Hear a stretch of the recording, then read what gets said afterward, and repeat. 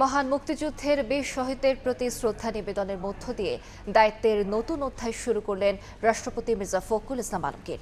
শপথ নেয়ার পরদিনই সাভারে জাতীয় স্মৃতিসৌধে শ্রদ্ধা জানান ২৩তম রাষ্ট্রপতি।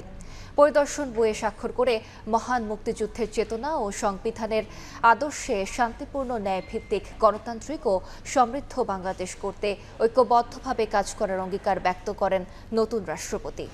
ইমরুল আহসানের রিপোর্ট। রাষ্ট্রপতি হিসেবে শপথ নেয়ার পরদিনই জাতির শ্রেষ্ঠ সন্তান মহান মুক্তিযুদ্ধে বীর শহীদদের শ্রদ্ধা জানালেন মির্জা ফখরুল ইসলাম আলমগীর। শনিবার সকাল 10:15টায় জাতীয় স্মৃতিসৌধের শহীদ বেদিতে ফুলেল শ্রদ্ধা জানান তিনি। এ সময় সশস্ত্র বাহিনীর চৌকুশ সদস্যরা গার্ড অফ অনার দেয়।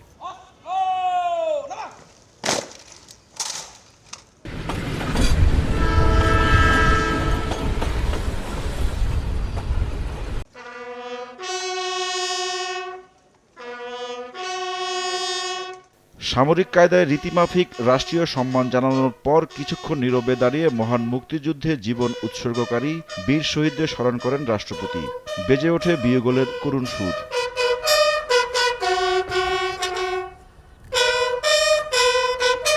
এরপর জাতীয় স্মৃতিসৌধের পরিদর্শন বইয়ে স্বাক্ষর করেন বাংলাদেশের ২৩তম রাষ্ট্রপতি। মহান মুক্তিযুদ্ধের চেতনা, সংবিধানের আদর্শ এবং বীর শহীদদের আত্মত্যাগের মর্যাদা সমুন্নত রেখে একটি শান্তিপূর্ণ, ন্যায়ভিত্তিক, গণতান্ত্রিক, কল্যাণমুখী ও সমৃদ্ধ বাংলাদেশ গড়তে ঐক্যবদ্ধভাবে কাজ করার অঙ্গীকার ব্যক্ত করেন নতুন রাষ্ট্রপতি। পরে স্মৃতিসৌধ প্রাঙ্গণে একটি গাছের চারা রোপণ করেন রাষ্ট্রপতি। লাখো শহীদের রক্তের বিনিময়ে বাংলাদেশের মানুষ পেয়েছে লাল সবুজের পতাকা, পেয়েছে আলাদা ভূখণ্ড।